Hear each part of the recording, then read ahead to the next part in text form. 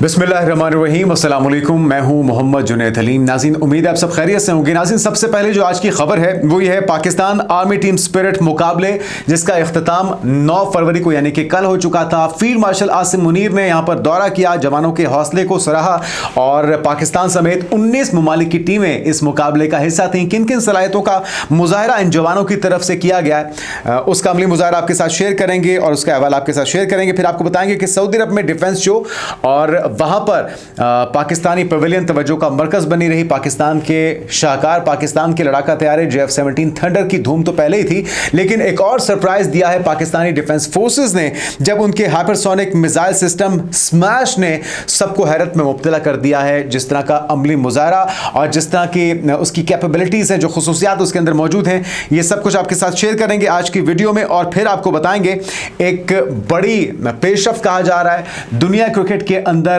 पाकिस्तान की तरफ से। वो ICC जो कि पाकिस्तान को पहले आंखें दिखाता था, पाकिस्तान को पहले धमकाता था, अब पाकिस्तान की मिन्नतें और तरलों तक ये सफर पहुंचा है। धमकाने से मिन्नतों तक किस तरह से पाकिस्तान ने अपनी स्ट्रेटजी को तरतीब दिया है। और फाइनली अब ये जो आने वाला संडे है, इतवार है, ये इंतहाई धमाकेदार होने जा रहा है। पाकिस्तान और भारत की टीमें होंगी मद्दे मुकाबले, दुनिया क्रिकेट का सबसे बड़ा टाकरा होगा।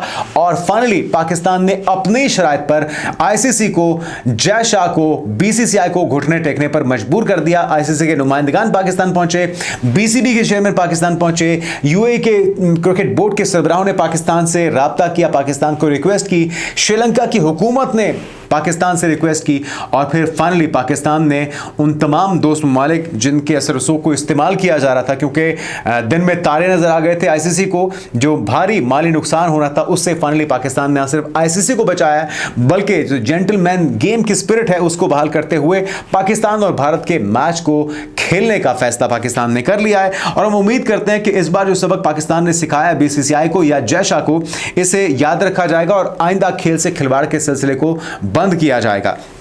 नहीं तो दूसरी ऑप्शंस तो हमारे पास हैं ही। और पाकिस्तान ने साबित कर दिया है कि दुनिया भर की क्रिकेट, इंटरनेशनल क्रिकेट पाकिस्तान के बगैर मुमकिन नहीं हो सकती, पाकिस्तान के बगैर अधूरी है। तो इससे जुड़ी कुछ अहम डेवलपमेंट्स आपके साथ शेयर करेंगे और फिर आपको बताएंगे कुछ और भी पेशरफ्त है, जिसमें एक तो हम ये देख रहे हैं कि सिख जो है वो सड़कों पर आने को तैयार हैं। जो डोनाल्ड ट्रंप के साथ घुटने टेकते हुए भाजपा सरकार ने मुआहिदा किया है, इसके अंदर इसे घाटे का सौदा कहा जा रहा है। कांग्रेस तो पहले ही सीख पा है, कांग्रेस तो पहले ही एहतजाज कर रही है, लेकिन एक नई लहर आने जा रही है किसानों की तरफ से होने वाले एहतजाज के बाद, और मोदी सरकार के ऊपर दबाव मजीद बढ़ने जा रहा है। और यही नहीं, कांग्रेस एक और खतरे से भी आगाह कर रही है। वो कह रहे हैं कि जी बांग्लादेश के साथ अमेरिका का जो मुआहिदा हुआ है वो भी बांग्लादेश के लिए तो फायदेमंद होगा, लेकिन भारत के लिए एक और परेशानी की बात ये बन चुका है, एक और परेशानी की खबर है। इससे जुड़ी कुछ अपडेट्स और लास्टली आपको बताएंगे कि किस तरह से मगरबी किनारे पर कब्जे का प्लान तो नेतन्याहू ने बना लिया है, लेकिन पाकिस्तान समेत 8 मुस्लिम ममालिक और अब खुद डोनाल्ड ट्रंप भी मगरबी किनारे पर इजरायली कब्जे की मुखालफत कर रहे हैं। तो क्या ये इस कब्जे को रोक पाएंगे? मुखालफत काफ़ी होगी या कुछ और भी करना होगा? ये तमाम डेवलपमेंट्स आज की वीडियो में आपके साथ शेयर करेंगे। सबसे पहले जो खबर है वो नवें बैनुल-अक़वामी पाकिस्तान आर्मी टीम स्पिरिट यानी कि पैट्स मुकाबलों की है। इसका इख्तिताम गुज़श्ता रोज़ हो गया था और खादिया में इसका इनेकाद किया गया था। Field marshal Asim Munir, chief of army staff और चीफ ऑफ डिफेंस फोर्सेस मुकाबले में शिरकत के लिए, इसमें इसकी मॉनिटरिंग के लिए, इसको देखने के लिए पहुंचे हैं। जवानों के हौसले को इनकी तरफ से सराहा गया और पेट्रोलिंग 1 घंटे पर मुश्तमिल गश्त मश्क थी और इसका मकसद बुनियादी तौर पर पेशा वराना अस्करी सलाहियतों, महारतों में इजाफा, जदीद ख्यालात, हरबी तजुर्बात का तबादला, बेहतरीन अस्करी तरीकों का फ़रोग देना था। और ये जो मश्क थी ये 5 फरवरी को शुरू हुई थी और गुज़श्ता रोज़ इसका इख्तिताम हुआ है। 19 ममालिक की टीमों ने इसमें हिस्सा लिया नाज़रीन, जिसमें हम देख रहे थे कि बहरीन था, बांग्लादेश, बेलारूस, मिस्र, इराक, उर्दन इसमें था, इसमें सऊदी अरब था, इसमें मलेशिया, इसमें मालदीव भी था, इसमें मराकश, नेपाल, कतर, श्रीलंका, तुर्की, अमेरिका, उज़्बेकिस्तान, इंडोनेशिया, म्यांमार और थाईलैंड ने बतौर मुबस्सिर इसमें शिरकत की थी। जबकि पाकिस्तान आर्मी और नेवी की 16 टीमें इसमें शरीक हुई और पाकिस्तान एयरफोर्स के मुबसरीन भी इसमें मौजूद थे और आर्मी चीफ ने शरीक टीमों के पेशा वराना महारत, जिस्मानी और ज़हनी सलाहियत और बुलंद हौसले को सराहा है। और साथ में कसीर कौमी मशकों को जदीद जंगी चैलेंजेस से निमटने के लिए उन्होंने अहम करार दिया। दहशतगर्दी के खिलाफ जंग में पाकिस्तानी फौजियों के किरदार को सराहा और नुमाया कारकर्दगी दिखाने वाले शुरका को एज़ाज़ से भी नवाजा गया है। नेशनल काउंटर टेररिज्म सेंटर पबी में तरबियती सरगर्मियों का मुशाहिदा किया गया। नए टेक्निकल और टैक्टिकल सिमुलेटर्स का दौरा भी किया। सिमुलेटर्स पर मबनी तरबियत का अहमियत पर जोर भी दिया गया है। उन्होंने कहा कि जदीद जंगें जो है उसके लिए अपनी जो महारत है उसे आपको जदीद खुतूत पर इस्तवार करना होगा। और अब तक की जो मशकें थी उस मुशाहिदे को न सिर्फ उन्होंने ऑब्जर्व किया बल्कि उनकी जवानों की सलाहियतों को हौसलामंद और उनकी तारीफ भी उनकी तरफ से की गई है। आगे बढ़ते नाज़रीन और रुख करते हैं कुछ हम रियाद का, जहां पे डिफेंस शो का इनेकाद किया जा रहा है। पाकिस्तानी डेलीगेशन भी वहां पर मौजूद है। पाकिस्तानी पवेलियन तवज्जो का मरकज है। पाकिस्तान के F-17 थंडर जो है अपनी धाक बिठा रहे हैं। ना सिर्फ हाज़रीन जो इस वक्त शो है या इस मकसद के लिए वहां पर मौजूद हैं मंदूबीन मुख्तलिफ ममालिक के नुमाइंदे, लेकिन एक और जो सरप्राइज दिया है वो बहुत ही मुतासिर कुन है। और सऊदी अरब में डिफेंस शो में आवाज़ की रफ्तार से तेज उड़ने वाला स्मैश मिसाइल पाकिस्तान ने मुतारिफ करवा दिया है। पाकिस्तान ने सऊदी दारुल हुकूमत रियाद में जारी आर्मी दिफाई नुमाइश पर अपना स्मैश नामी आवाज़ की रफ्तार से भी तेज़ उड़ने वाला हाइपरसोनिक मिसाइल मुतारिफ करवाया। और पाकिस्तानी इदारा है ये global industrial and defence solutions goods का तैयार करदा स्मैश मिसाइल, जिसका कामयाब टेस्ट गुज़श्ता साल नवंबर में किया गया था और आपको याद होगा जब बलूचिस्तान की फ़िज़ाओं में एक बल खाता हुआ मिसाइल जिसने सस्पेंस क्रिएट कर दिया था। लोग कह रहे थे कि ये आखिर क्या है। तो फाइनली उसका जवाब आपको मिल चुका होगा, क्योंकि रियाद में होने वाले डिफेंस शो में इसको नुमाइश के लिए पेश कर दिया गया है। और ये पाकिस्तान के दिफा का हिस्सा ऑलरेडी बनाया जा चुका है, इसका कामयाब तजुर्बा भी किया जा चुका है। तो वो दुश्मन जो पाकिस्तान को हल्के में लेता है या पाकिस्तान पर दरअंदाजी की कोशिशें करता है अपने अवाम को खुश करने के लिए, बॉलीवुड की मूवीज़ के अंदर तो वो खुद को जीतता हुआ दिखाते हैं, लेकिन अल्हम्दुलिल्लाह हमें इत्मीनान इस बात पर होता है कि हमारा दिफा मजबूत और मौसर हाथों में है और दुश्मन हमारी तरफ मैली आंख से भी नहीं देख सकता। तो सऊदी बादशाह सलमान बिन अब्दुल अजीज की सरपरस्ती में मुनक़िदा नुमाइश जो है वो 12 फरवरी तक जारी रहेगी, जिसमें पाकिस्तान भी शरीक है। और नुमाइश में फ़िज़ाई, बरी, बहरी, खलाई और सिक्योरिटी के शोबों में जदीद दिफाई टेक्नोलॉजीज़ हैं, हथियारों के निज़ाम हैं, जदीद सिक्योरिटी हल पेश किए जा रहे हैं। और जिस तरह से आप जानते हैं कि F-17 थंडर भी इस नुमाइश का हिस्सा है, जो कि इस वक्त दिलचस्पी का और तवज्जो का मरकज़ बने हुए हैं शुरका के लिए। तो गुड्स की वेबसाइट पर दी गई तफसीलात के मुताबिक स्मैश मिसाइल को समुद्री और ज़मीनी दोनों नौयत के अहदाफ को निशाना बनाने के लिए डिज़ाइन किया गया है। गुड्स का दावा है कि स्मैश मिसाइल इंतहाई तेज रफ्तार, जदीद रहनुमाई निज़ाम और तकरीबन अमूमी ज़ाविये से अपने हदफ को निशाना बनाने की सलाहियत रखता है, जिसके बायस इसके जदीद फ़िज़ाई और मिसाइल दिफाई निज़ाम को चकमा देना मुमकिन हो सकेगा। तो ये इसकी खुसूसियात हैं। इसके अंदर एंटी शिप सेटिंग भी है। स्मैश मिसाइल की रेंज 290 किलोमीटर बताई जाती है और ये जो वर्जन है ये 384 किलोग्राम वजनी वॉरहेड्स ले जाने की सलाहियत रखता है। रास्ता तलाश करने की सलाहियत भी इसमें है और इसके लिए HDGNS Oersted international navigation system के साथ एक्टिव रडार सीकर सिस्टम का इस्तेमाल भी किया गया है। और दिफाई निज़ाम बनाने वाली कंपनी का कहना है कि स्मैश में single stage dual thrust salt right motor भी लगाई गई है और मिसाइल की हदफ को निशाना बनाने की दुरुस्तगी 10 मीटर या इससे भी कम बताई गई है। तो टर्मिनल फेज में इसकी रफ्तार आवाज़ की रफ्तार से 2 गुना ज़्यादा हो सकती है। गुड्स का दावा है कि ज़मीनी अहदाफ के लिए तैयार करदा वर्जन भी स्मैश की रेंज 290 किलोमीटर रखी गई है, तमाम इसमें वॉरहेड्स का वजन बढ़ाकर 444 किलोग्राम कर दिया गया है। तो इसकी खुसूसियात जो हैं ये किसी भी दुश्मन के लिए डरावना ख्वाब साबित हो सकती हैं। और इस वर्जन में नेविगेशन का Nisar HDGNS international navigation system पर होगा। इदारे के मुताबिक इसकी दुरुस्तगी 15 मीटर या इससे कम, जबकि रफ्तार आवाज़ की रफ्तार से 2 गुना होगी।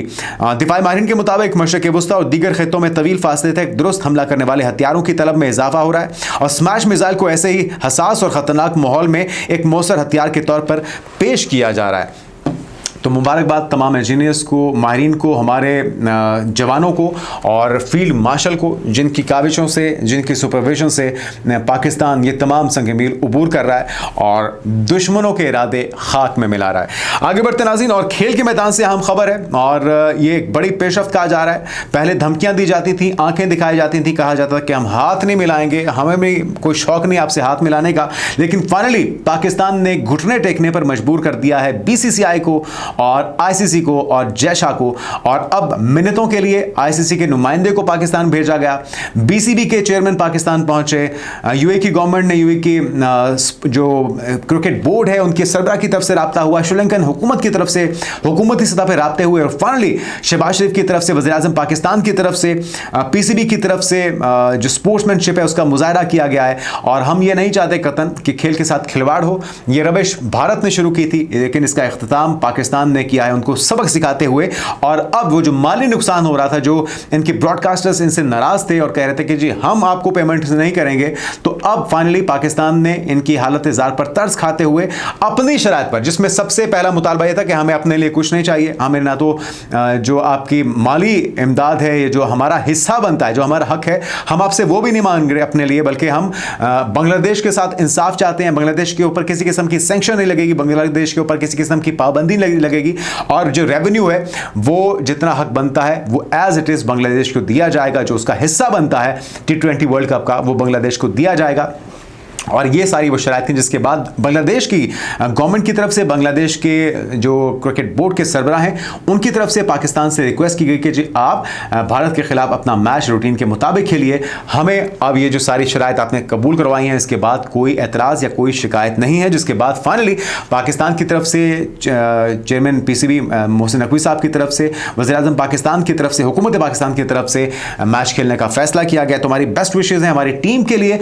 और संडे को ये मैच होने जा रहा है, रिवायती हरीफ आमने सामने होंगे, कांटे का मुकाबला होगा, और उम्मीद करते हैं कि पाकिस्तान इस बार ये मैच जीतेगा। ना सिर्फ ये मैच जीतेगा बल्कि वर्ल्ड कप भी अपने नाम करेगा। एक और डेवलपमेंट है खेली के मैदान से नाज़रीन, आपको पता है कि 5 बिडर्स ने हिस्सा लिया है। मुल्तान सुल्तान्स की बोली लगी है, अली तरीन किस्सा पारीना बन गए। उससे एक दिन पहले हमने आपको बताया था कि मुल्तान सुल्तान्स ने उन्हें अनफॉलो भी कर दिया था, और 5 बिडर्स में से एक बिडर इसमें कामयाब हुआ है, और फाइनली ये टीम जो है ख़रीद ली गई है लगभग 245 अरब रुपए में, यानी कि लगभग 250 अरब की ये डील हुई है।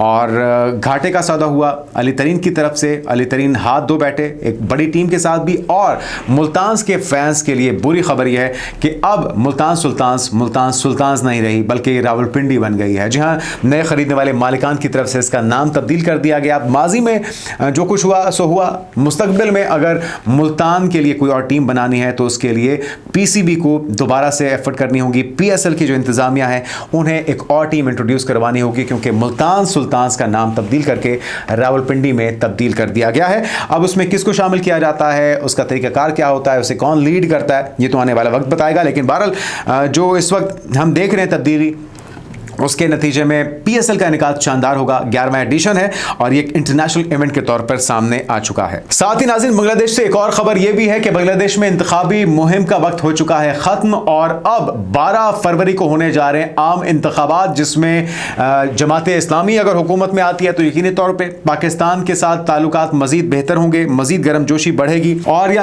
अगर जमात इस्लामी के अलावा नाज़रीन कोई और पार्टी हुकूमत में आती है, जिस तरह से बांग्लादेश नेशनल पार्टी को हम देख रहे हैं, और खालिदा ज़िया उनकी वालिदा जो कि हुकूमत में रही हैं, उस दौर में भी पाकिस्तान के साथ बांग्लादेश के अच्छे ताल्लुकात रहे हैं। उनके बेटे इस वक्त सदारती दौड़ में है। तो नाज़रीन, अब देखते हैं कि आम इंतखाबात में कौन मार्का सर करता है। और आम इंतखाबात को दुनिया का पहला जेंजी से मुतासर इंतखाब करार दिया जा रहा है। खास तौर पर कहा जा रहा है कि जेंजीज जो यूथ है बांग्लादेश की, वो आने वाली हुकूमत के बनाने में या गिराने में अहम किरदार अदा करेगी, क्योंकि एक बड़ा वोट बैंक जेंजीज का, नई जनरेशन का शामिल हो चुका है। और वो जब हक रायदही इस्तेमाल करेंगे तो यकीनी तौर पे ये चीज़ मैटर करेगी। और जो भी हुकूमत होगी, हमारी बेस्ट विशेज़ हैं उनके लिए। अवामी मैंडेट के साथ, अवामी उमंगों के मुताबिक गवर्नमेंट बननी चाहिए, हुकूमत बननी चाहिए। और जो महरूमियाँ हैं, जो करप्शन का बाजार गर्म था, जो भारत की जो तसल्लुत के अंदर रहते हुए यहाँ पे चीज़ें खराबी का शिकार हुई थी, हम उम्मीद करते हैं कि उसका खात्मा हो सकेगा और अवामी उमंगों, अवामी हुकूक के लिए जो भी हुकूमत है वो काम करेगी। कहा यह जा रहा है कि तारिक रहमान जो है BNP के सरबरा, वो गुफ्तगू में उन्होंने कहा कि उनकी जमात पार्लियामान की 300 नशिस्तों में से 292 पर मुकाबला कर रही है। उन्हें हुकूमत बनाने के लिए दरकार अक्सरियत हासिल होने का पूरा यकीन है। 12 फरवरी को इंतखाब होने जा रहा है और यह भी उम्मीद करते हैं हम कि शफाफ तरीके से हो। शेख हसीना वाजिद जिस तरह से करप्शन करके, फील्डिंग करके और चीज़ों को मैनिपुलेट करके हुकूमत बनाती रही हैं, यह सिलसिला खत्म हो सकेगा। लेकिन तजियाकारों की राय यह है कि जमात इस्लामी की ज़ेर क़यादत हुकूमत बनती है तो बांग्लादेश का झुकाव पाकिस्तान की तरफ ज़्यादा होगा और आपको याद होगा कि जो जमात इस्लामी के सरकर्दा रहनुमा थे, उन्हें शेख हसीना वाजिद किस तरह से फांसियों पर लटकाती रही है, इबरत का निशान बनाती रही है। तो इस बार अगर वो हुकूमत आती है तो फिर शेख हसीना वाजिद की हुकूमत के लिए या उनकी पार्टी के लिए मजीद मसाइल होंगे। वैसे भी वो इस वक्त कन्विक्टेड है और रूपोश हो चुकी हैं, भारत ने पनाह दी हुई है उन्हें, और बांग्लादेश की गवर्नमेंट उन्हें सजा याफ्ता करार देते हुए वापसी का मुतालबा भी कर चुकी है। लेकिन हम देख रहे हैं कि भाजपा सरकार चाहती है कि उनकी होने वाली जो इन्वेस्टमेंट है वो फ्यूचर में कभी काम आ जाए। तो अभी तक शेख हसीना वाजिद को बांग्लादेश के हवाले तो नहीं किया गया, लेकिन हम उम्मीद करते हैं कि नई बनने वाली जो हुकूमत है ना सिर्फ वो आवाम को हुकूक दिला सकेगी, उनका मयार ज़िंदगी बेहतर कर सकेगी, बल्कि शेख हसीना वाजिद जो कि जिसके हाथों पर लहू लगा है बांग्लादेशियों का, मासूमों का, बेगुनाहों का, उसे भी करार बाकी सजा दी जा सकेगी और उसे इबरत का निशान बनाया जा सकेगा जिन सजाओं की या जिन गुनाहों की वो मुर्तकिब ठहरी हैं। लास्टली नाज़रीन आपको बताते हैं और ख़बर यह है कि बांग्लादेश के साथ होने वाली अमरीकी जो डील है उसको लेकर कांग्रेस की तरफ से अपने खदशात का इजहार किया जा रहा है एक तरफ, और कहा जा रहा है कि जो डील है इसकी वजह से बहुत से मसाइल हो सकते हैं। खबर क्या है ज़रा सुन लीजिए। बांग्लादेश अमरीका मुआहिदा भारत के लिए बुरी खबर है, कांग्रेस का कहना है। और अमरीका में भारतीय गारमेंट्स मलबूसात पर टैक्स है 18%, बांग्लादेशी गारमेंट्स पर टैक्स है 19%, लेकिन एक खास चेक के तहत जीरो ड्यूटी सहूलत जो भारत को हासिल नहीं है ये बांग्लादेश को हासिल है। बांग्लादेश में तैयार करदा जो कपड़े हैं अगर अमरीकी कपास या मसनूई फाइबर से बने हों तो अमरीका में बगैर टैक्स दाखिल होंगे, और इस मुआहदे से बांग्लादेश को भारतीय कपास छोड़कर अमरीकी कपास खरीदने की तरगीब मिलेगी। भारत को दोहरा नुकसान कैसे होगा ये भी जरा जान लीजिए। भारतीय कपास के किसानों और धागा बनाने वालों को नुकसान होगा। भारतीय गारमेंट्स जो बरामद कुनंदगान है उनके लिए मुकाबला मजीद मुश्किल हो जाएगा, और भारतीय टेक्सटाइल सनत को ख़तरा है। अहम सनती शहर मुतासर होंगे जिसमें त्रिपुरा है, सूरत है, पानीपत है, और अमरीकी मार्केट्स में भारत को 18% जो टैरिफ है इसका नुकसान होगा। बांग्लादेश को कपास की फ़रोख्त कम होने का खदशा है, और ये तिजारती मुआहिदा भारत की टेक्सटाइल सनत को कमज़ोर करेगा। लाखों अफराद के बेरोज़गार होने का ख़तरा इससे लाहक हो जाएगा। इस ख़तरे से जो जमात है कांग्रेस, भारत की बड़ी अपोजिशन जमात, वो ये आवाज़ उठा रही है, और ऐसे में हम देख रहे हैं कि किसानों का एहतजाज भी जोर पकड़ रहा है। किसान सड़कों पर आने के लिए तैयार हैं, और अगर वो सड़कों पर आते हैं तो ये एक और बड़ा चैलेंज, एक और बड़ा मसला भाजपा सरकार के लिए हो सकता है। खबर क्या है ये भी सुन लीजिए। अमेरिका के साथ तिजारती मुआहदे के खिलाफ भारतीय किसानों का मुल्कगीर एहतजाज का ऐलान। किसान रहनुमाओं का कहना है कि इस मुआहदे में ज़राअत के शुबे में भारत ने हद से ज़्यादा रियायतें दी हैं जो किसानों के मफादात के खिलाफ हैं, और भारत की ताकतवर किसान तंजीम समकेत किसान मोर्चा ने ऐलान किया है कि वो आइंदा दिनों में एहतजाज करेंगे और 12 फरवरी को मुल्कगीर हड़ताल भी की जाएगी। यही नहीं, अमेरिका के साथ तिजारती मुआहदे को किसान रहनुमाओं ने गैर मुनसिफाना और यकतरफा करार दिया है। टाइम्स ऑफ इंडिया के मुताबिक भारतीय किसान बरादरी ने अमेरिका के साथ किए गए इस तिजारती मुआहदे पर शदीद गम गुस्से और मायूसी का इजहार किया।